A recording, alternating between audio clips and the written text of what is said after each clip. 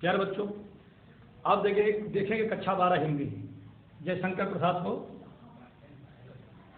शीर्षक है मनुश्रद्धा भाग 3। अभी पिछले वीडियो आपने देखा कि श्रद्धा ऐसी लगती थी और उस नील परिधान में, उस नीले वस्त्रों में जो नीले रंग के रोए वाले भेड़ हैं उनके खाल को पहने हुए ऐसी दिखती थी जैसे बिजली, जैसे बादल के बन में बिजली का गुलाबी रंग का फूल खिला हो। और अब वो पश्चिम के व्योम बीच जब घिरते हों घनश्याम, और कब कहता है कि संध्या के समय जब सूर्यास्त होता है, वह पश्चिम के व्योम, पश्चिम दिशा में आकाश में जब सूर्यास्त होने को होता है और खूब काले बादल घिरे हों और उसको चीरता हुआ अनुराग सूर्य प्रकट हो, उस सूर्य की लालिमा जैसी रहती है, उस समय वैसी ही लालिमा श्रद्धा के ओठों की है। और अब आज देखेंगे यहां से, घिर रहे थे घुघुराले बाल, घिर रहे थे घुघुराले बाल, अंश अवलंबित मुखी के पास, नील घन सावक से सुकुमार, सुधा भरने को विधु के पास, और उस मुख पर वह मुस्कान, रक्त किस लय पर ले विश्राम, अरुण की एक किरण यमलान, अधिक यलसाई हो अभिराम। घिर रहे थे घुघुराले बाल, अंश अवलंबित, अंश माने कंधा, श्रद्धा के घुघुराले बाल कंधे के सहारे मुखड़े के पास ऐसे लटक रहे थे, उसे देखकर ऐसा लगता था मानो, अगर मानो आ गया तो कौन सा अलंकार, जहां उपमेय में उपमान की संभावना या कल्पना व्यक्त की जाए तो उत्प्रेक्षा अलंकार, हेतुत्प्रेक्षा, वस्तुत्प्रेक्षा, फलोत्प्रेक्षा, जैसा कि आप जानते हैं। कब यहां कहता है कि कंधे के सहारे श्रद्धा के घुघुराले बाल मुख के पास लटक रहे हैं, वो ऐसे लगते हैं मानो नील घन सावक से सुकुमार, सुधा भरने को विधु के पास, जैसे बादल का नन्हा सा टुकड़ा, घन सावक से सुकुमार, बादल का नन्हा सा टुकड़ा सुधा का पान करने के लिए, अमृत का पान करने के लिए चंद्रतल को छूना चाहता हो, चंद्रतल को पाना चाहता हो, चंद्रतल तक पहुंचना चाहता हो।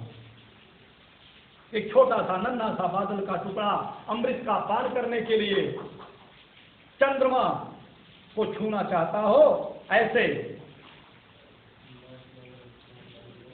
कंधे के सहारे, अवलंब माने सहारा, अवलंबित, सहारे, तुलसी अवलंबन और कछु, लड़का के भांति जियाई हजू, अवलंब माने सहारा, कंधे के सहारे लटकते हुए श्रद्धा के बाल मुखड़े पर ऐसे झूल रहे थे मानो एक बादल का छोटा सा टुकड़ा अमृत का पान करने के लिए चंद्रमा तक पहुंचना चाहता हो, छूना चाहता हो, स्पर्श करना चाहता हो। आगे देखेंगे, और उस मुख पर वह मुस्कान, और रक्त किस लय पर ले विश्राम, अरुण की ये किरण अम्लान अधिक अलसाई हो अभिराम। और श्रद्धा के मुखड़े पर जो मुस्कान थी वह कैसी लग रही थी, श्रद्धा के लाल ओष्ठ पर सुंदर मुस्कान लगती थी, कैसे, जैसे रक्त किस लय पर ले विश्राम, रक्त माने रक्तिम, लालिमायुक्त, जैसे लालिमायुक्त, किसलय माने कोपल, नवीन पत्तों की लाल कोपल,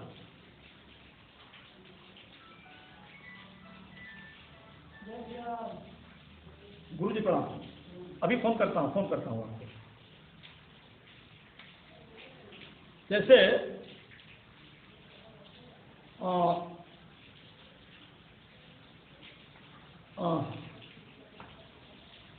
श्रद्धा के मुखड़े की मुस्कान ऐसे लगती थी जैसे लालिमा युक्त कोपलों पर, नवीन कोपलों पर सूर्य की अम्लान स्वच्छ निर्मल अलसाई हुई किरण विश्राम कर रही हो। श्रद्धा के मुखड़े की मुस्कान ऐसी लगती थी मानो नवीन कोपलों पर सूर्य की निर्मल स्वच्छ लाल किरण विश्राम कर रही हो। आगे देखेंगे, अलसाई किरण विश्राम कर रही हो। आगे देखेंगे। कहा मन ने नवधरणी बीच, बना जीवन रहस्य निरुपाय, एक उल्का सा जलता भ्रांत शून्य में फिरता है असहाय। कहा मनु ने नवधरणी बीच, मनु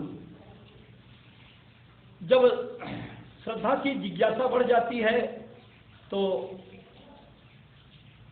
मनु बताते हैं, कहते हैं कि धरती और आकाश के बीच में मेरा जीवन रहस्यमय बना हुआ है, एक पहेली बना हुआ है, और इस रहस्यमय जीवन को सुलझाने का कोई मेरे पास उपाय भी नहीं है।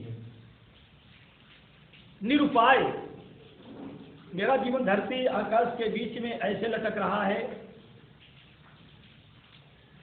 जैसे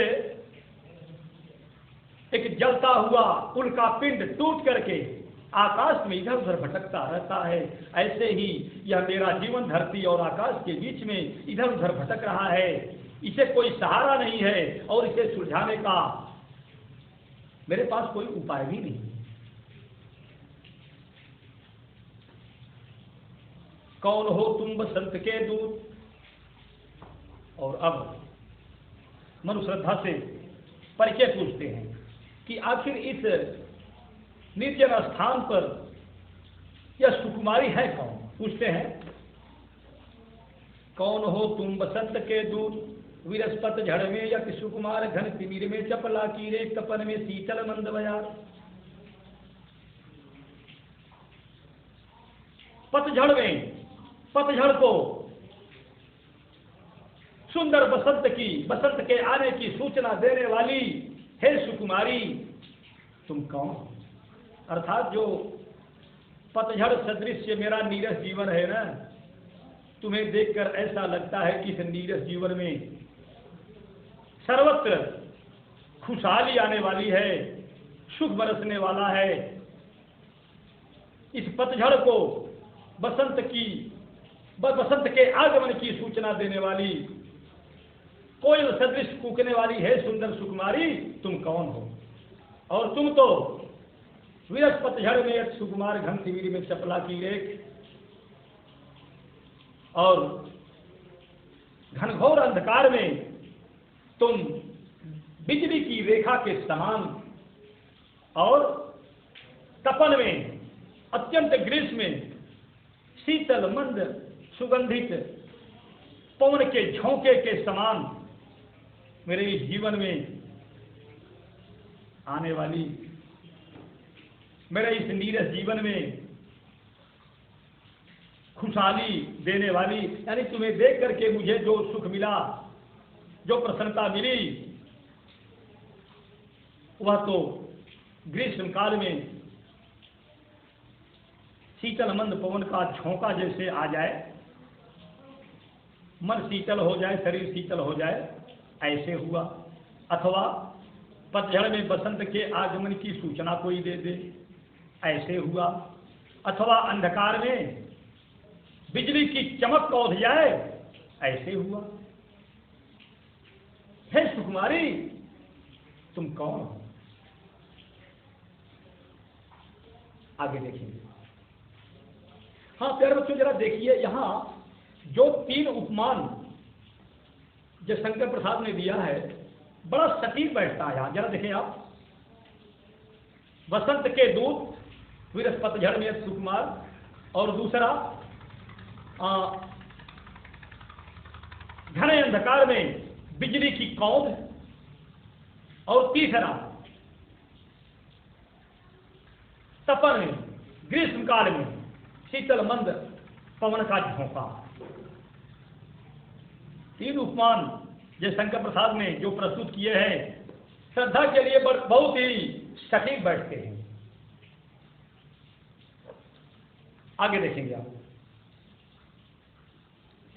लगा कहने आगंतुक व्यक्ति, मिटाता उत्कंठा सविशेष, दे रहा हो कोकिल सानंद, सुमन को जो मधुमेह संदेश, भरा था मन में नव उत्साह, सीख लूं ललित कला का ज्ञान, इधर रह गंधर्वों के देश, पिता की हूं प्यारी संतान।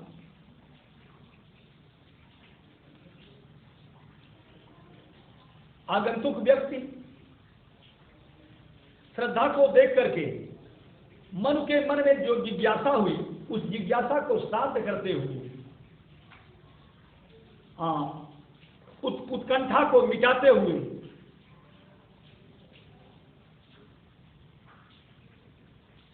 श्रद्धा कहती है, दे रहा हो कोकिल सानंद, सुमन को जो मधुमेह संदेश।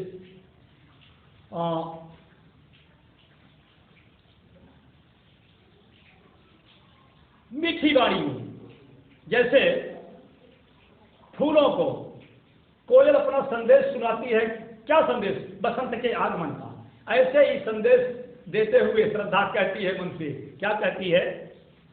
भरा था मन में नव उत्साह, मेरे मन में एक उत्साह था, एक इच्छा थी, एक चाह थी, सीख लूं ललित कला का ज्ञान, ललित कला को सीखने की, ललित कला को सीखने की मेरी इच्छा थी, चाह थी। ललित कला क्या है? गायन, वादन और नृत्य। गायन, वादन और नृत्य को ही ललित कला कहते हैं। बच्चों ध्यान रखना, यह सीखने की मेरी तीव्र इच्छा हुई और इसलिए मेरे मन में एक जिज्ञासा हुई कि इधर रह गंधर्वों के देश,